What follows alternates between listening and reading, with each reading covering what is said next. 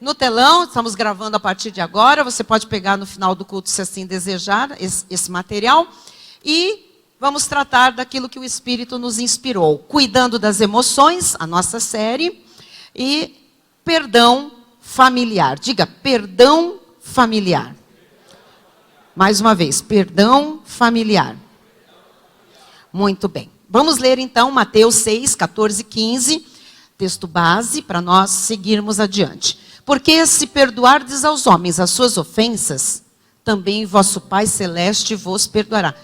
Tem uma conexão, tem uma condição. Se perdoardes aos homens as ofensas, os pecados, as dores, né, os insultos, as feridas que nos fazem, também o vosso Pai Celeste vos perdoará. Agora olha o 15. Se porém não perdoardes aos homens as suas ofensas, as suas transgressões, né, as suas irresponsabilidades, tampouco vosso Pai vos perdoará as vossas ofensas. Oremos ao Senhor nessa hora. Senhor Jesus Cristo, maravilhoso Deus, aqui estamos nós para aprender de Ti, estamos nós aqui, Senhor, ouvindo sobre perdão, mais uma vez, de agora o Senhor está abordando aspectos novos, Jesus, abrindo a nossa cabeça, o nosso entendimento, ó Deus, para que a gente compreenda a profundidade do perdão, Senhor. Não só compreendamos, mas para que vivamos essa profundidade, para que a nossa vida, Pai, tenha essa cura interior, produzida pelo conhecimento da Tua Palavra, unido à fé, Jesus, e também à ação do Teu Espírito Santo. Jesus, fala a Tua igreja nessa hora, ensina-nos mais a respeito dessas questões tão difíceis, muitas vezes, de família, mas que a gente possa, Senhor, dar um salto grande hoje, ó Deus, na realização pessoal, familiar, profissional, dos nossos sonhos, semeando algo, Jesus, para colhermos em breve e também no porvir. Fala-nos em nome de Jesus, e o povo do Senhor que ora comigo, abrindo o coração nessa hora, diga amém e amém. Glória a Deus. Dê um aplauso bem forte ao Senhor. Fala para o irmão que está ao seu lado, acorde, por favor.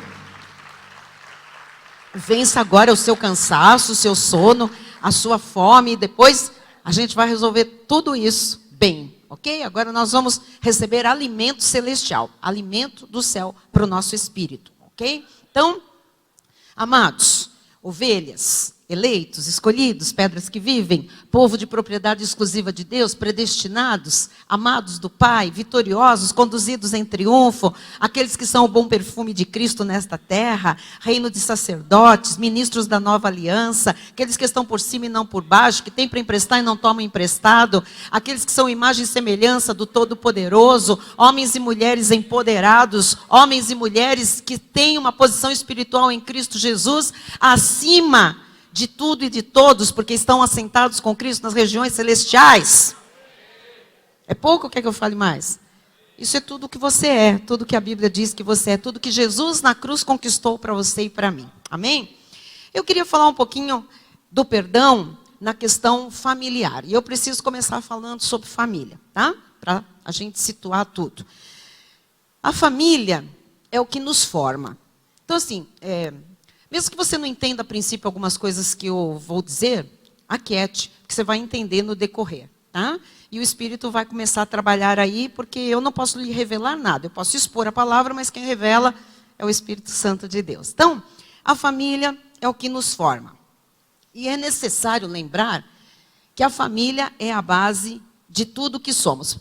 Pode soar assim como um clichê, mas é a pura verdade, a pura realidade. A família é a base de tudo que somos.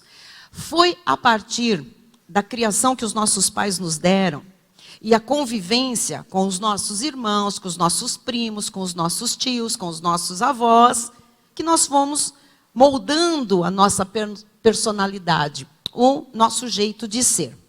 E é provado cientificamente que o ser humano aprende por padrões. O ser humano aprende por matrizes. O ser humano aprende por repetição. Então, nós temos dois padrões básicos de aprendizado, ou tivemos, ou todo ser humano tem. O padrão do pai e o padrão da mãe. E essas são as nossas referências, tá? Como seres humanos. Cada pessoa tem o seu tipo de família, construída de diferentes formas. E eu não vou entrar hoje nas formas que as famílias foram, são ou serão construídas, ok? A verdade é que cada pessoa tem o seu tipo de família, construída de diferentes formas. É na família que uma criança olha para os pais e aprende com eles o que deve fazer. E com o passar do tempo, aprende também o que não deve fazer. É na família que a criança aprende a assumir um papel. Papel este que vai ser diferente do papel do seu pai, do papel da sua mãe, ou do papel dos substitutos de pai e mãe, diferente do papel de seus irmãos e de quem mais conviver com esta criança. Então, muitas pessoas, elas tiveram as suas estruturas física e psicológica machucadas na infância. Cresceram de uma forma disfuncional, fazendo atrocidades para os outros e fazendo atrocidades para si mesmas. É por isso que a palavra família é fundamental de compreendermos, tá? Então, põe lá o ponto 1, depois dessa breve introdução, nós vamos entender o quanto a família é importante. Você saberia responder isso, independentemente do que você lembra da sua infância, da sua adolescência, da sua juventude, se você já é mais velho, né? O quanto a família é importante. Então, quanto? Em porcentagem. A família é 100% importante. Seja ela boa, ótima, má ou péssima.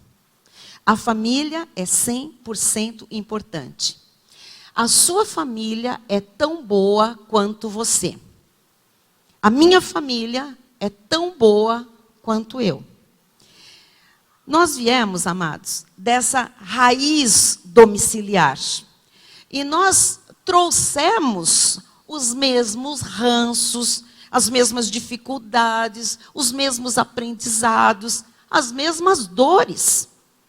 Então, em muitas famílias, existem membros que são disfuncionais. Essa palavra disfuncional é uma palavra científica, é uma palavra que é usada por psicólogos, é uma palavra que é usada no meio onde se estuda a alma, onde se detectam problemas emocionais, problemas que vêm da família, problemas oriundos de uma matriz, seja o pai ou seja a mãe, de um padrão que foi aprendido na infância. Então, em muitas famílias existem membros da família que são disfuncionais. O que significa isso exatamente? Pessoas que estão prejudicando a sua própria vida e também prejudicando a vida das demais pessoas que convivem com ela. Os irmãos entenderam o que é uma pessoa disfuncional numa família? Ela prejudica a sua própria vida pelo seu comportamento e ela prejudica a vida das pessoas que convivem com ela, ok? Então, pessoas disfuncionais são aquelas que não estão em harmonia consigo mesmas e também não estão em harmonia com os outros à sua volta. O que é isso? Isso é uma pessoa que está, o quê? Fora da engrenagem. Ela não funciona conforme a engrenagem. Ela é disfuncional. Os irmãos estão entendendo até aqui? Por isso, recorrentemente, as pessoas disfuncionais numa família, elas causam transtorno. Elas atrapalham, elas congestionam, elas tumultuam, elas adoecem a si mesmas ou outras pessoas. Os irmãos entenderam que são membros disfuncionais? Ok. Essas pessoas podem ser os pais ou os filhos, tá? Nenhum dos dois grupos, pais ou filhos, está imune à disfuncionabilidade. Então, existem pais disfuncionais, que não estão em harmonia consigo mesmo e nem com as pessoas, e existem filhos disfuncionais, tá? Que não estão em harmonia consigo mesmo, nem com as pessoas à sua volta. Então, vamos supor, para você entender melhor, que um membro disfuncional de uma família seja o pai, né? Então, esse pai, ele vai causar dor nos filhos e na esposa. Não tem como. Um pai disfuncional, ele não está em harmonia consigo mesmo e nem com as outras pessoas, ele está fora da engrenagem familiar, ele vai causar dor, ele vai causar sofrimento, tá? Na vida dos filhos e na vida da esposa. E vai fazer com que a realidade para eles seja uma realidade bastante difícil, quase insuportável. Então, uma pessoa disfuncional numa família, ela torna a realidade daquela família quase que insuportável. Quem está entendendo? Então, talvez aqui, neste santuário, ou me assistindo pelos meios aí, pelas mídias, pela internet, talvez tenha alguém que, quando criança, conviveu com esse pai disfuncional, ou com uma mãe disfuncional, ou com um avô, um tio que ali morava junto, com uma pessoa que residia, que era considerada membro da sua família, como tenha convivido com uma pessoa disfuncional. Então, para você entender isso melhor, faça um exercício, tá? Não é para ninguém sofrer aqui, é um exercício mental, normal, tá? De recordação. Volte um pouquinho à sua infância e lembre como era a convivência com seus pais.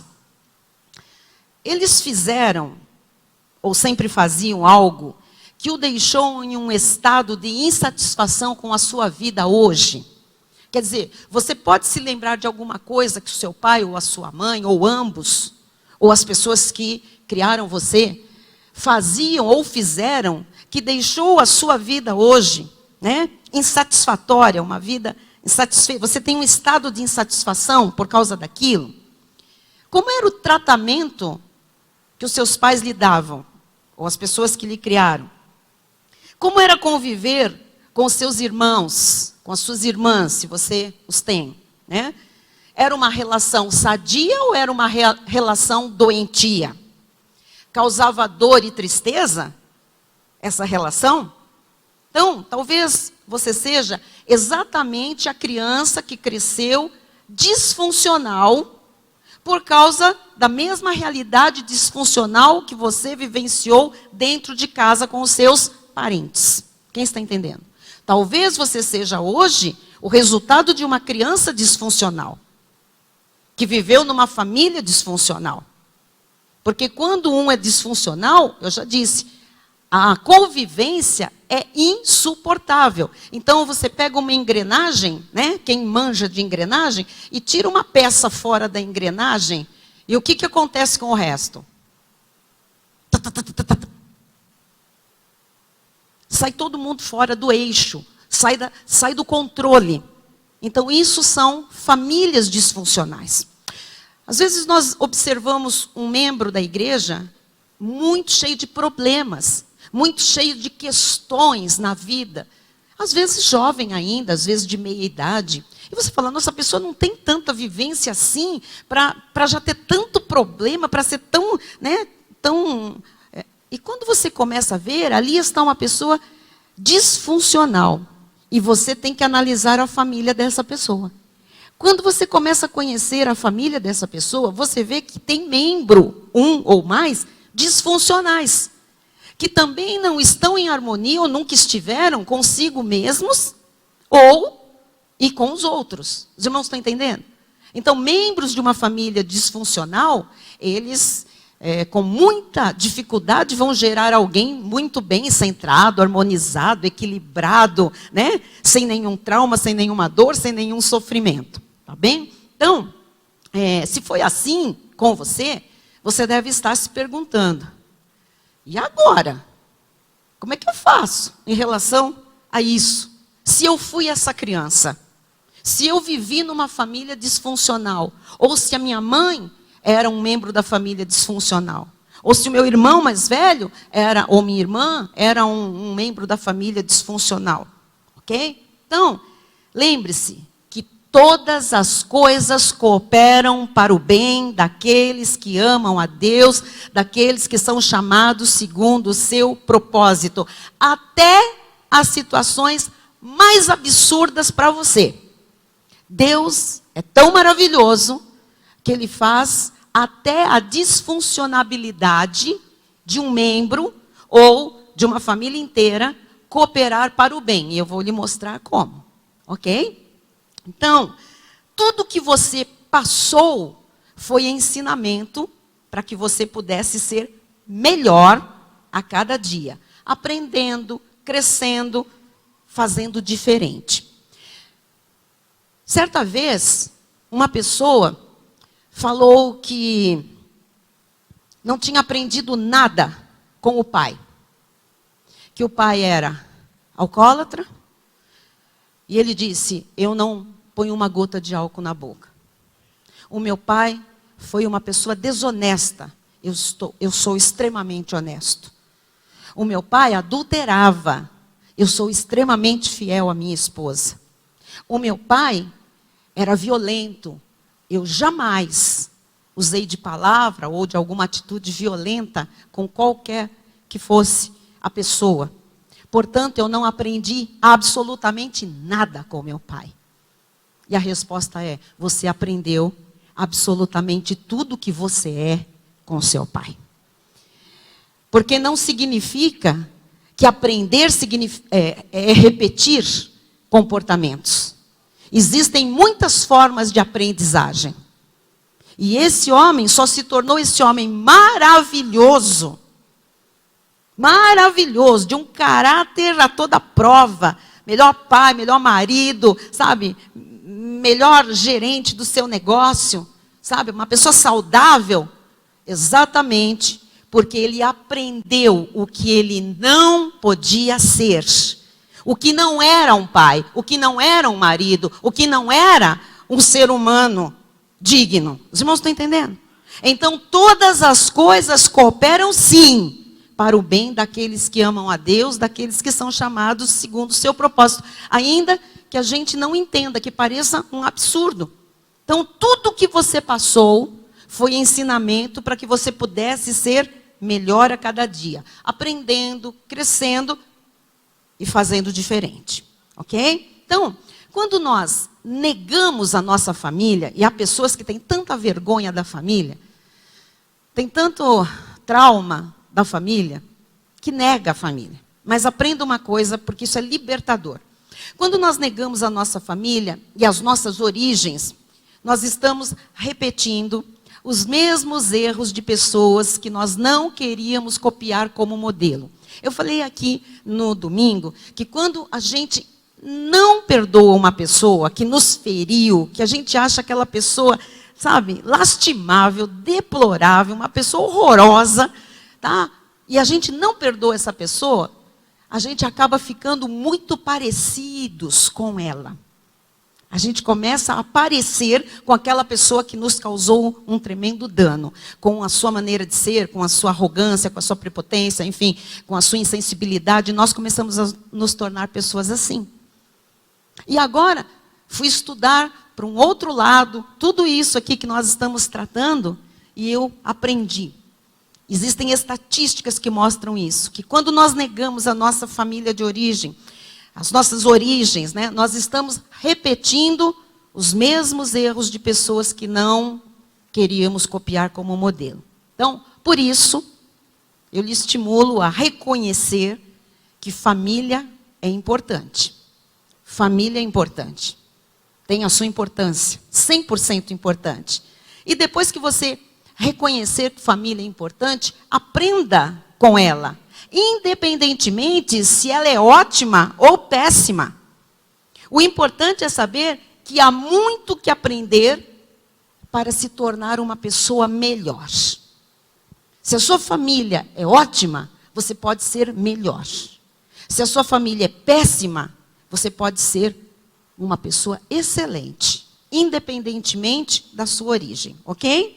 Então, o mais importante nesse processo é que aprendendo com a nossa família de origem, vou chamar aqui de primeira família, nós podemos mudar a família que nós construirmos. Então essa coisa de eu estou fadada a uma família miserável, a um casamento horroroso, porque os meus pais tiveram um casamento horroroso, porque a família em que eu cresci foi medonha, isso não existe para quem conhece a palavra de Deus. Porque a palavra de Deus diz que as coisas velhas já passaram, eis que tudo se fez novo. Então, se nós estamos vivendo em novidade de vida, nós precisamos entender que Deus tem vida nova. O que é a conversão? Nascer de novo. Então, se eu nasço de novo, agora eu nasço pelo poder de Jesus Cristo. Eu não preciso trazer e copiar os padrões horrorosos, cruéis, malditos da minha família, se assim eles foram. Quem está entendendo?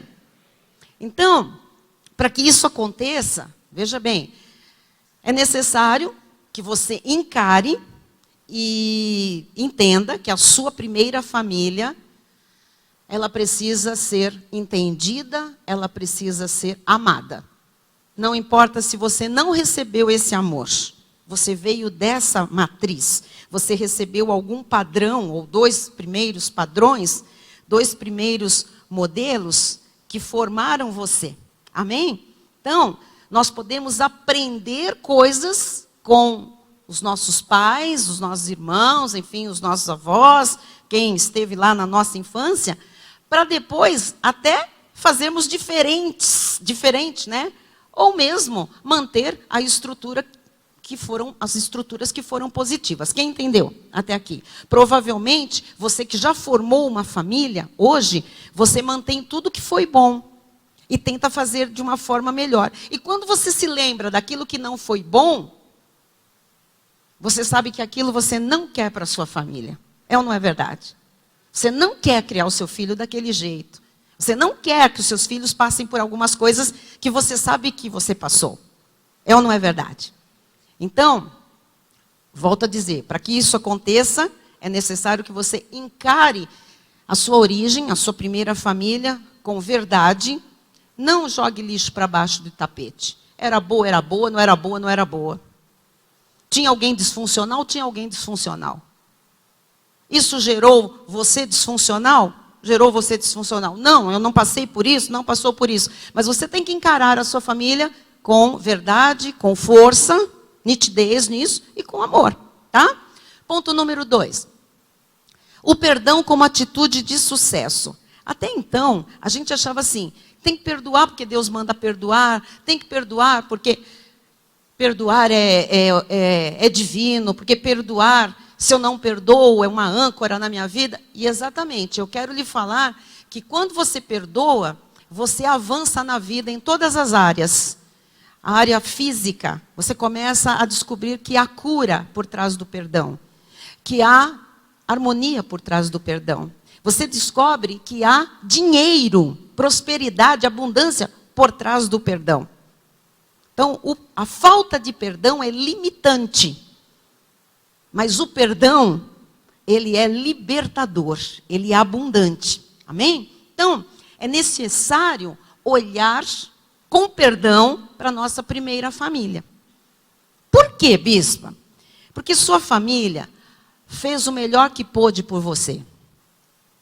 Seu pai, sua mãe, seus irmãos deram o melhor que eles podiam lhe dar. Olha, ouça, mesmo que seu pai tenha abandonado você e seus irmãos, ou mesmo que seu pai tenha sido um alcoólatra, acredite, esse foi o melhor que ele pôde fazer nas condições que ele tinha.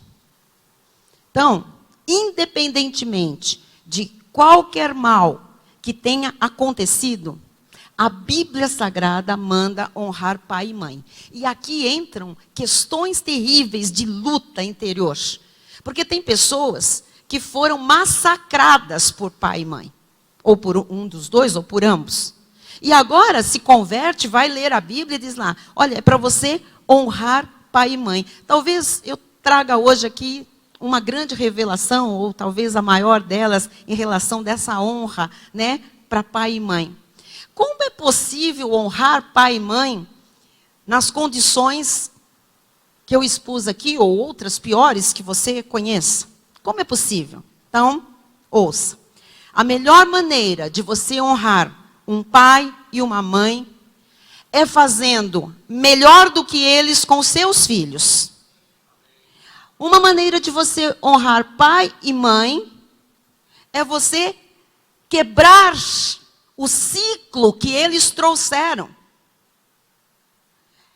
A melhor maneira de você honrar pai e mãe é você perpetuar somente os comportamentos bons, tornando os seus comportamentos ainda melhores.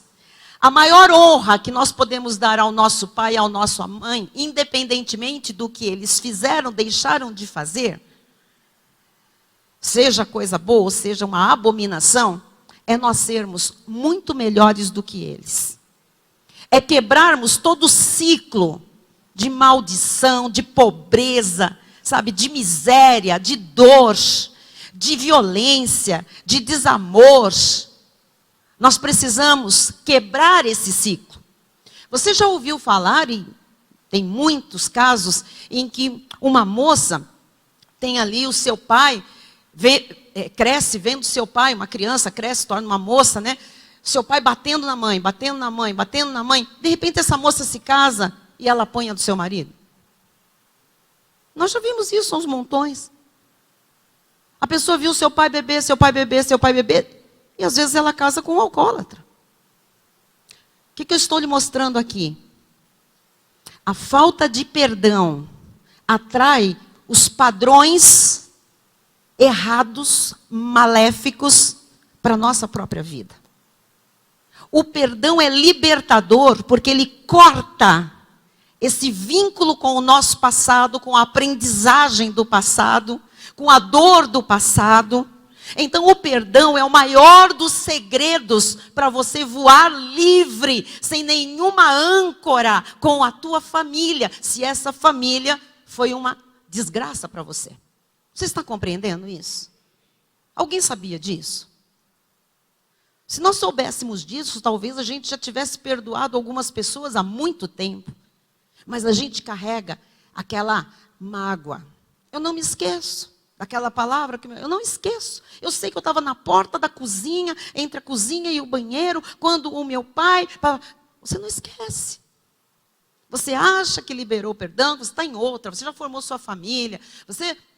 Amados, nós estamos copiando as pessoas que nós não queríamos ter como modelo. Quando nós não perdoamos, nós estamos ligadas e ligados a estas pessoas que nós não perdoamos. Nós continuamos presos a elas, por isso, tanta mazela, por isso que a vida às vezes não avança. Espiritualmente e emocionalmente, nós estamos ainda com um cordão pendurado com essa gente que nos fez às vezes muito mal. E essa gente é nosso pai e nossa mãe.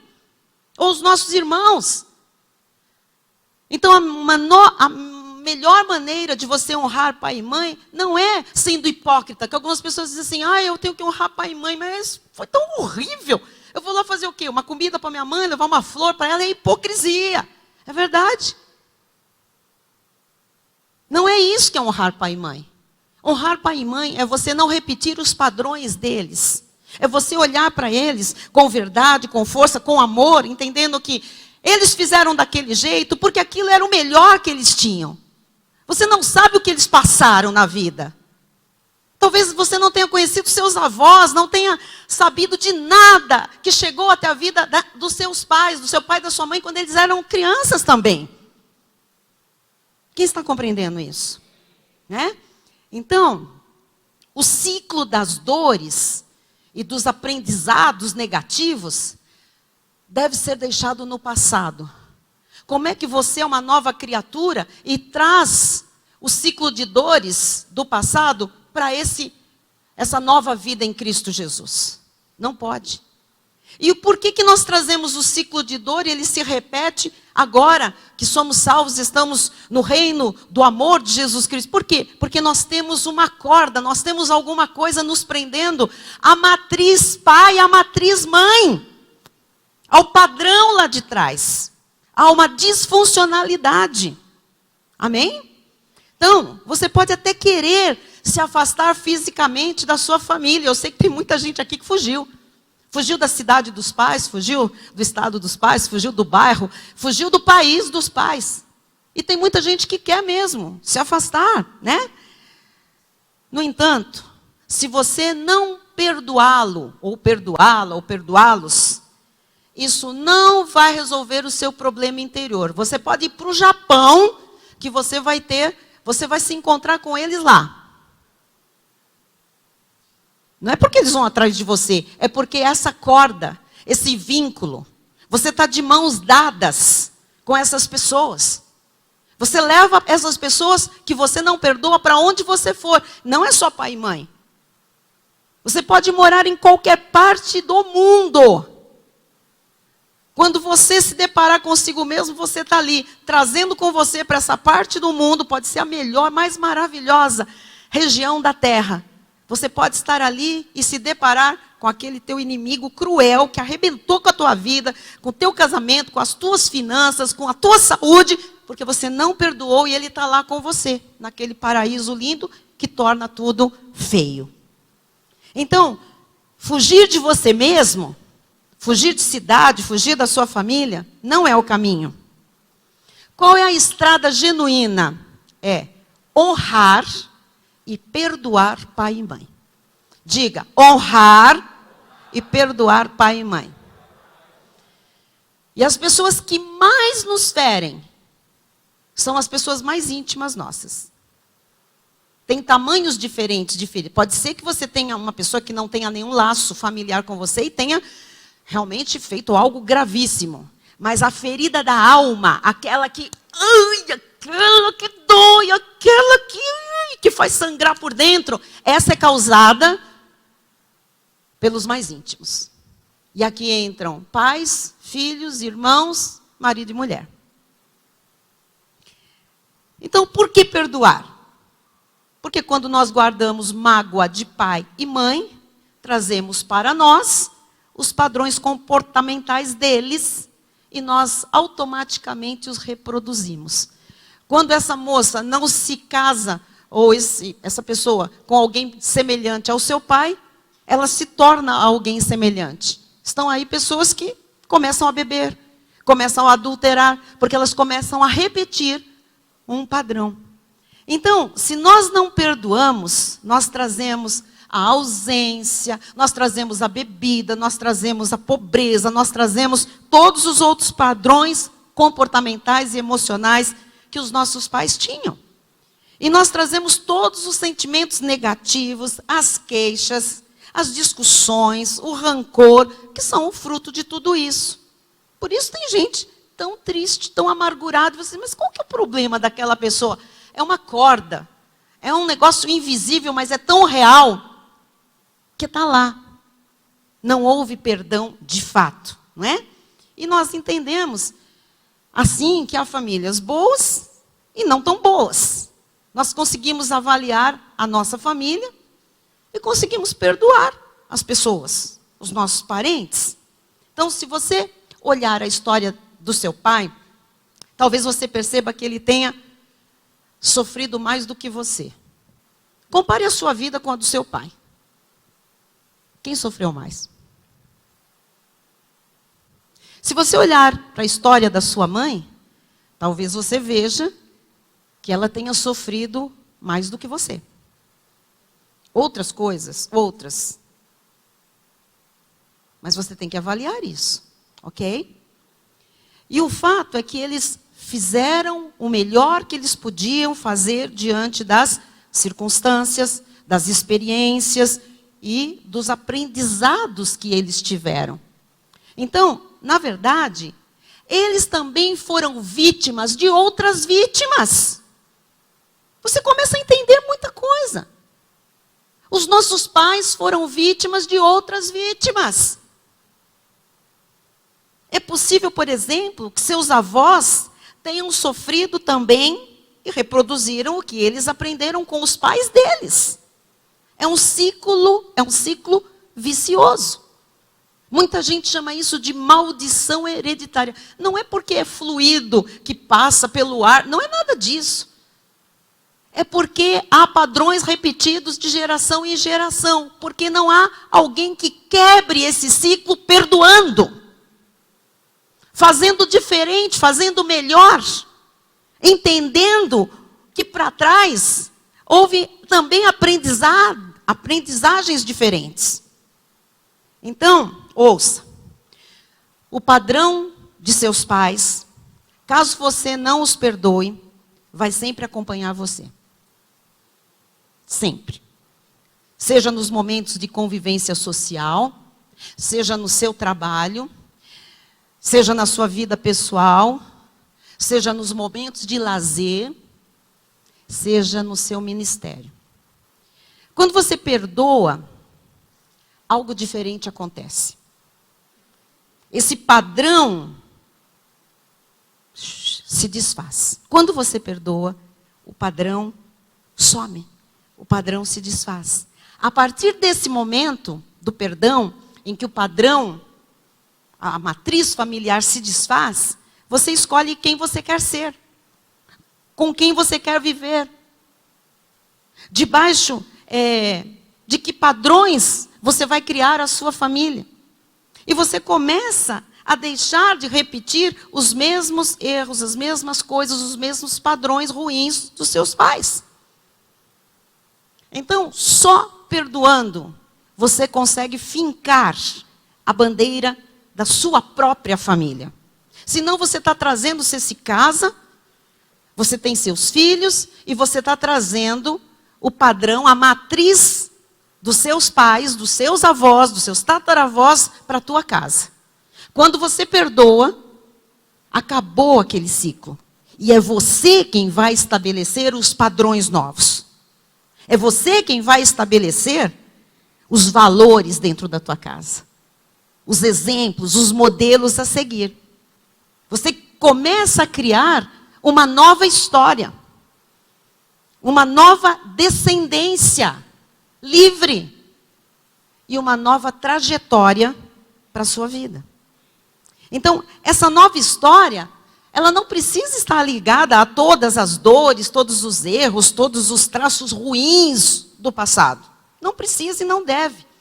Quando você perdoa, começa uma história diferente, repleta de paz, de harmonia, de cumplicidade entre o casal, entre os irmãos, entre pais e filhos. Por quê? Porque família é a base de tudo. Diga, família é a base de tudo. Eu sei que para alguns talvez seja muito difícil o que eu estou falando aqui. Para alguns não. Eu me lembro, meus pais maravilhosos, realmente eles fizeram tudo que estava ao alcance deles. Mas alguns disseram, eu não tive essa presença. Eu não sei o que é pai. Eu não sei o que é mãe. Nunca recebi uma mão no meu rosto dizendo, filha linda, filho querido, te amo. Fui criado aos trambolhões, aos xingamentos, portas batendo. Coisa, faca apontada. Enfim. Então, vamos acompanhar uma passagem bíblica que está em Mateus 18, 23 a 35. Nós vamos ler e você vai concluir que o Espírito Santo vai fazer essa obra na sua vida. Por isso, o reino dos céus é semelhante a um rei que resolveu ajustar contas com os seus servos. Então assim, o reino dos céus, onde nós estamos, o reino do Filho do seu amor, agora as coisas funcionam dessa forma. É assim que as coisas funcionam, como nós vamos ler agora.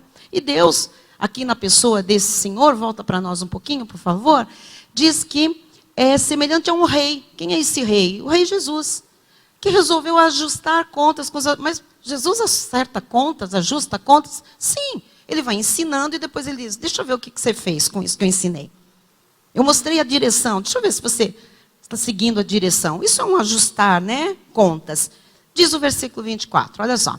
E passando a fazê-lo, trouxeram-lhe um que lhe devia 10.000 talentos. Trouxeram ali para o rei, esse camarada aqui deve 10.000 talentos. Vamos continuar. Não tendo ele, porém, com que pagar, ordenou o Senhor que fosse vendido ele, a mulher, os filhos e tudo quanto possuía, e que a dívida fosse paga. Estão entendendo? Não tem como pagar, vão ser escravos, toda a família. Vamos lá, próximo. 26. Temos? Não? Vamos abrir a Bíblia? Vamos? Então vamos lá. Mateus, nós vamos ler na nossa Bíblia. Oh, glória. Como nos tempos antigos. Mateus 18.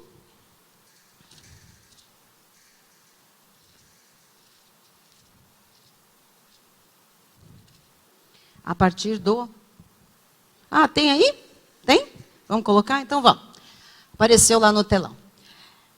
Então o servo, prostrando-se reverente, rogou: sê paciente comigo, e tudo te pagarei. Vamos voltar à história?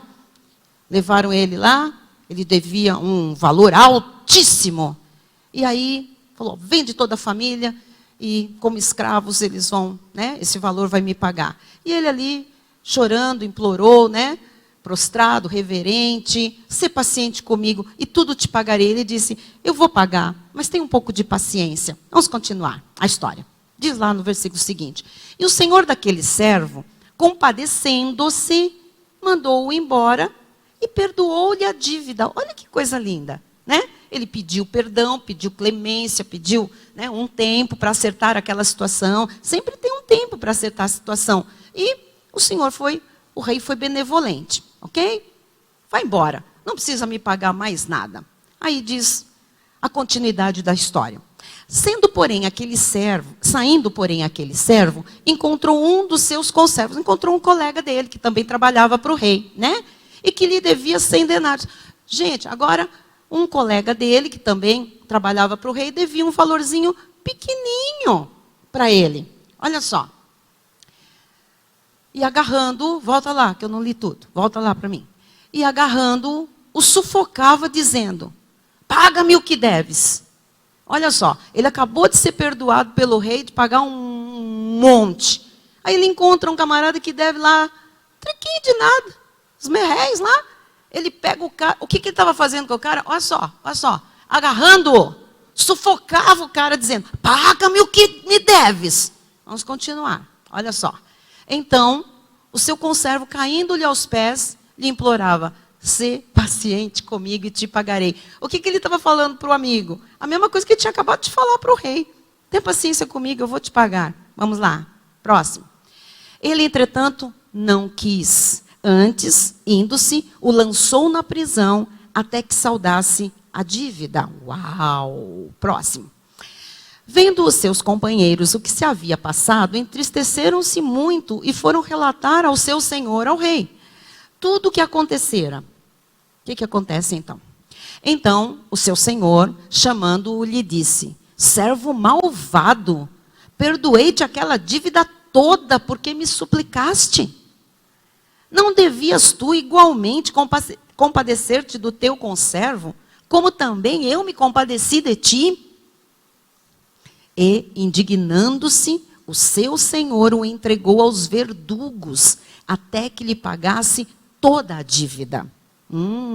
Assim também meu Pai Celeste vos fará, se do íntimo não perdoardes cada um a seu irmão.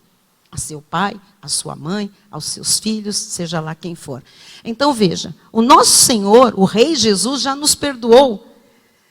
Ele nos deixou ir livres, somos livres, fomos perdoados. Aí a gente pega lá um camarada qualquer, ou o nosso paizinho, a nossa mãezinha, com todos os seus errinhos deles, com tudo de abominável que possam ter feito, e a gente fica, não, você não merece, olha o que você fez na minha vida. Quer dizer, Deus que é Deus, que podia nos lançar no inferno, nos libertou, pagou no nosso lugar a dívida, nos deixou livre, não cobrou nada, e nós ficamos cobrando coisas de pessoas, trazendo-as amarradas a nós, às vezes pela vida inteira.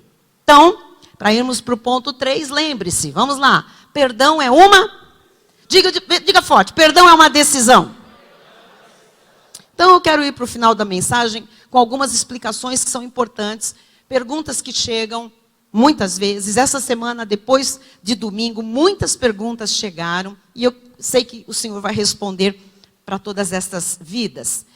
Perdão não significa que o que a pessoa fez esteja sendo promovido para uma outra, para um patamar de correto.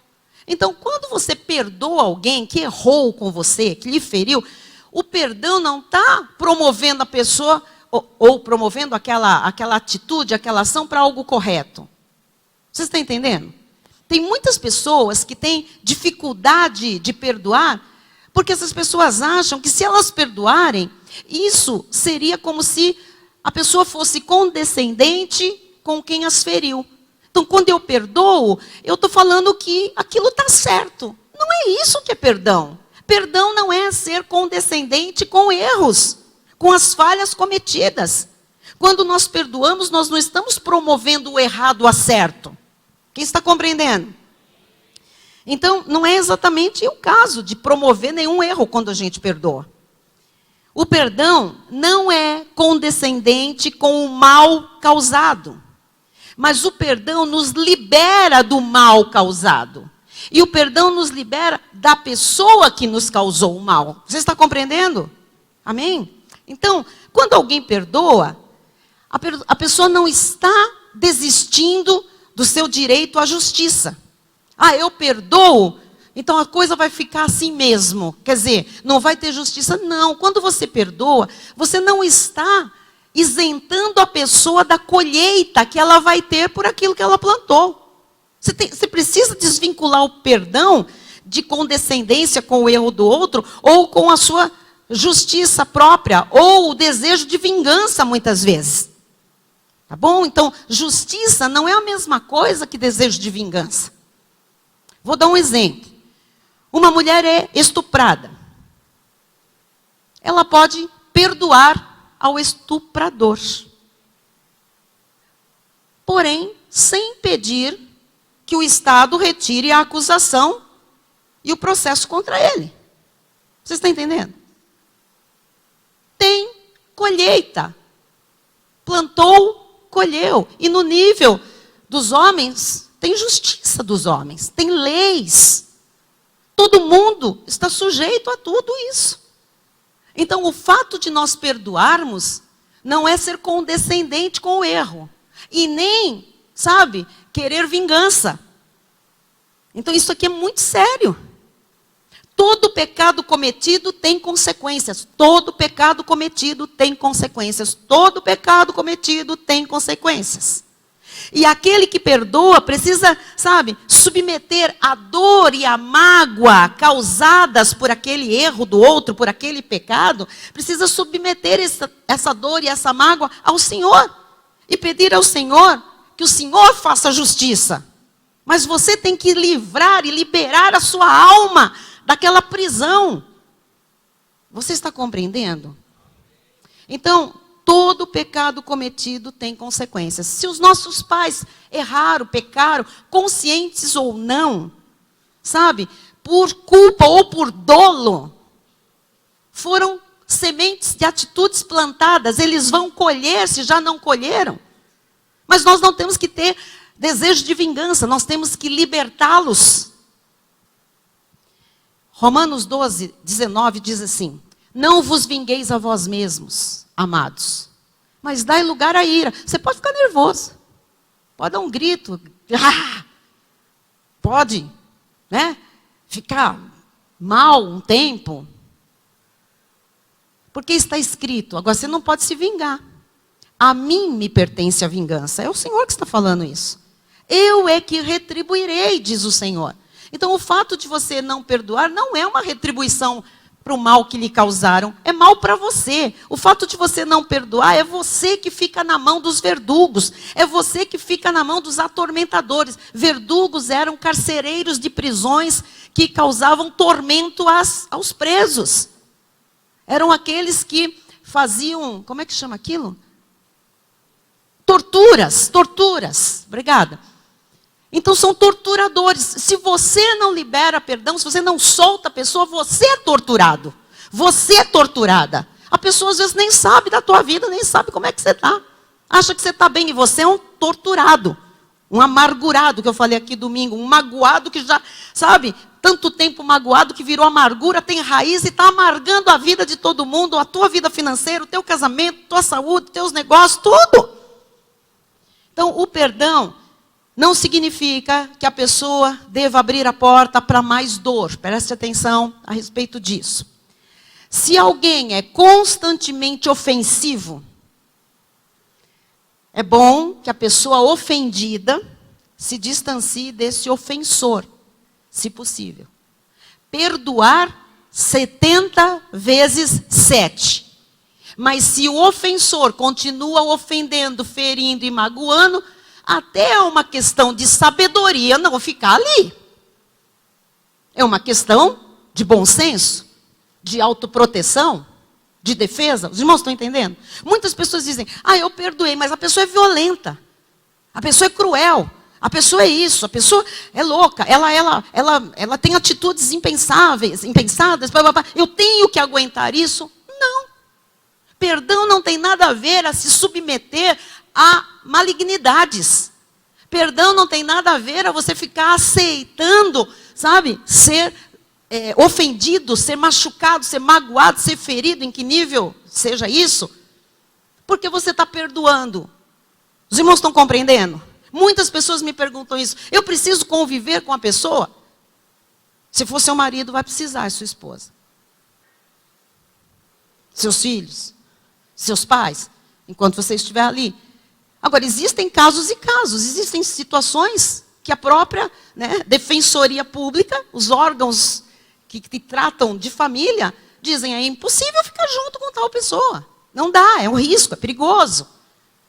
São padrões, são matrizes de disfuncionalidade. São pessoas disfuncionais que não podem mais prejudicar, porque já prejudicaram demais pessoas, especialmente a família.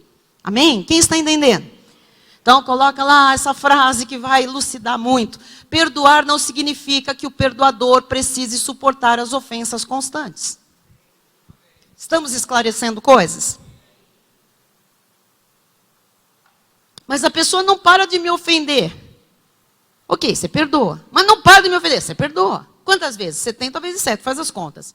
Só que, em perdoar 70 vezes 7, você já tem que estar orando a Deus, pensando, eu posso me afastar disso. Eu não preciso me submeter a essa constância de ofensas. Está esclarecido isso? Amém? Muito bem. Não seria sábio estar sempre na presença de uma pessoa que cause mal. Mas deve-se orar para que Deus transforme o coração do ofensor, principalmente se é alguém da convivência. Não é? Então, como cristãos, nós temos que perdoar. Porque se nós não perdoarmos, incluindo os membros da nossa família sempre, lógico, né? Nós ficaremos iguais à pessoa que nos causou a dor. E a gente fecha, eu encerro dizendo isso, fecha a comunicação com Deus. Pessoas que não perdoam, elas só pensam que elas oram iguais às outras, que a sua oração tem o mesmo efeito que as outras, que a sua confissão tem o mesmo poder que os outros, só que não tem. Não tem. Porque o Senhor disse lá em Mateus para Pedro, o que ele disse? Quantas vezes eu tenho que perdoar? 70 vezes 7. E o que ele disse depois? Olha, se você não perdoar o teu irmão, as ofensas, as dores, tampouco vosso Pai Celeste vos perdoará as ofensas. E nós o tempo todo também machucamos pessoas. Ou não? Você nunca machucou seus filhos? Lógico que sim. Ou você pensa que você é um pai maravilhoso? Um dia o seu filho vai crescer e ele vai lembrar de alguma coisa. Pode ser que não tenha marcado a vida dele, que não seja um caso de uma disfuncionalidade, não é? Uma disfunção, um membro disfuncional. Mas todos têm alguma coisa que vão se lembrar de mim e de você. Um dia, uma palavra, um momento da nossa vida, alguma coisa que descontamos nos nossos filhos. Eles sabem, eles são tão espertos quanto nós. Ou mais. Os irmãos estão entendendo? Então nós não podemos passar esses padrões para frente. E se nós machucamos os nossos filhos, nós temos que ser cristãos o suficiente para pedir perdão para os nossos filhos. E não é desculpas, porque não foi um pisão no pé. Foi uma ferida na alma. Eu não estou falando aqui de um empurrão, passou o pé, machucou. Eu estou falando de dor que vai carregar para a vida às vezes. Tem que pedir perdão para filho, sim. Irmãos, tem que se perdoar e pedir perdão. Não é, eu perdoo aqui com o Senhor no meu canto. Tem que olhar no olho e dizer, você me machucou, tal. Eu sei que você não fez isso, porque você quis, talvez. Enfim, não importa a justificativa. Não importa a justificativa, importa que doeu. Importa que feriu. E se doeu e se feriu, mesmo que o outro não saiba, ele precisa receber perdão. Amados, não é porque eu não sei que eu não machuquei alguém. E pode ser que eu nunca fique sabendo. E que alguém precise liberar perdão para mim. Você está compreendendo? A questão não é saber ou deixar de saber. A questão é uma decisão. Perdão é uma decisão. Amém? E se você quer ter uma comunicação aberta com Deus, é importante você se apegar a essa questão de liberar todo tipo de perdão. E não é passando pela pessoa, eu libero o perdão. Quero também mostrar um negócio que acontece muito na obra de Deus, para encerrar, que é assim. Olha, vamos orar aqui para perdoar pessoas. Aí eu chego perto dele e diz assim, eu te perdoo. E ele olha para mim e fala, what? Você está entendendo? Eu te perdoo. Ele vai ficar com uma interrogação. Eu gerei nele o quê? Eu o acusei e não dei explicações nenhuma. Eu te perdoo. Ele vai para casa pensando, o que eu fiz? Se ele sabe, amém. Se ele sabe, é nessa hora que ele diz, eu sei que eu te feri. Eu sei exatamente do que você está falando. Mas às vezes não sabe. Eu me senti ofendida, mas ele não sabe que me ofendeu. Então eu chego aqui e falo, olha, eu estou liberando perdão para você hoje. Ele vai falar, Cacilde, eu com isso. O que eu fiz? Eu tenho que ter a dignidade de falar para ele. Você me falou isso. Eu não prestei atenção, não sabia. Me perdoa. É tão simples, é tão simples. Por que essa carnalidade, essa dificuldade? Acerta tudo, libera tudo, a coisa voa, a coisa anda, progride a vida. É simples, é o diabo que fica. Não dá o braço a torcer. Não se humilha, não se rebaixa. Ele que errou, ela que errou. Tá? Ele que venha, ela que venha. Amado, Jesus não disse nada disso. Jesus disse,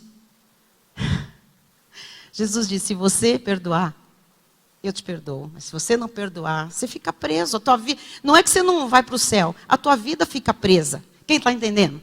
Não tem liberação de Deus. Nós não vamos ter liberação de Deus em nada, se a gente não liberar alguém.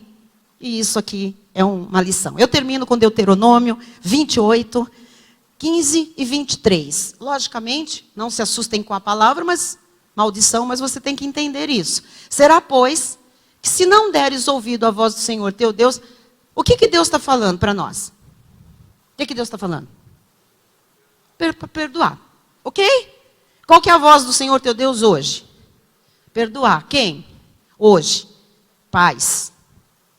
Tios, avós, quem nos criou, enfim, perdoar. Filhos, irmãos, pais, sei lá, perdoar. Será, pois, que se não deres ouvidos à voz do Senhor, porque a pessoa fala, que voz do Senhor? Só estou falando aqui, há quase 1 hora. Se você não der ouvido ao que o Senhor está te falando, você acha que você veio da tua casa aqui para ouvir o quê? Deus falar para você. Porque isto é fundamental para a tua vida, para o que vem agora. São 7 anos de vacas gordas profetizados para o nosso ministério. E você vai ficar com a vaca magra, com a espiga raquítica, porque você vai ficar carregando, né, essa pessoa ou essas pessoas. E Deus vai dizer, não vai ser espiga farta para você, nem vaca gorda. Se, porém, não deres ouvidos à voz do Senhor teu Deus, não cuidando em cumprir todos os seus mandamentos, e os mandamentos agora são simples. O Senhor está falando sobre perdão. Tá? É nesse sentido. E os meus estatutos que hoje te ordeno, o Senhor está ordenando para perdoar. E você decide se sim ou não, é uma decisão sua. Então virão todas essas maldições sobre ti e te alcançarão. Quando você não cumpre o que Deus fala, quando você não sabe, ok. O tempo da ignorância, Deus não leva em conta. Mas uma vez que Deus falou, explicou, esmiuçou, mostrou na palavra, então agora a gente tem que falar, porque senão não tem consequência de não obedecer à voz de Deus. Eu escolhi só 2. Vamos lá, coloca para mim, por favor, o 23. Os teus céus sobre a tua cabeça serão de... Pronto.